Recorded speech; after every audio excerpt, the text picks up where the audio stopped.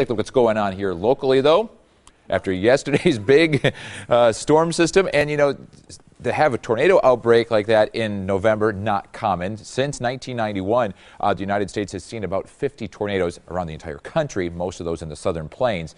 So you don't see many tornadoes in November, but there is a secondary season. But first off, you can see it is quiet except for some lake effect snows in the UP and the lower peninsula of Michigan. Speaking of that, there is basically two tornado/severe weather seasons in this country. When you take the entire country, it's May and April, or I should say April and May, and then once again late October to November. So we're in that secondary season. Most of this, though, happens in the southern plains and in the deep south along the Gulf Coast when they get those powerful cold fronts this time of the year. Still hot enough, still humid enough that they see the severe weather outbreaks.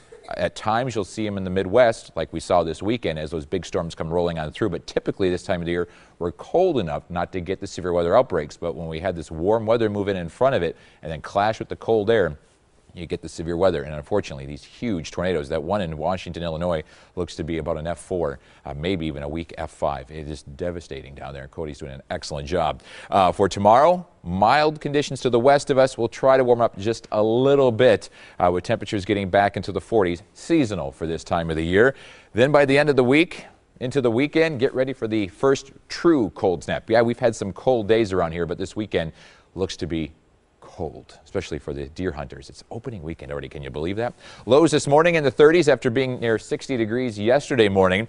And you can see the pavement has dried. It is still cloudy. It is still windy. Sustained winds at 23. The temperature is 34 in Waukesha, 37 in Milwaukee, 40 now in Kenosha, and still holding on to freezing in Fond du Lac and Beaver Dam. The wind will be the problem most of the day. It is slowly diminishing. We've already had wind gusts of over 40 miles per hour here in Milwaukee. The peak gust was 49 last evening and near 60 mile per hour winds in Kenosha last evening when that cold front was coming through. Wind chills are in the teens and 20s. It's blustery for the second Monday in a row.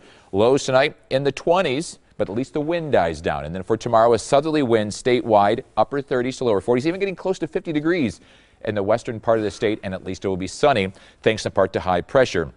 And future forecast showing another warm front coming through here. We'll get into the mid to upper 40s this week before the next powerful front gets here by the end of the week. Not expecting severe weather with that one. 40 today.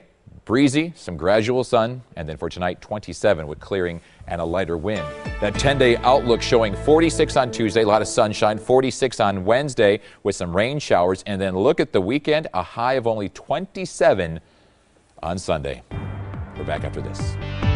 He's the caretaker.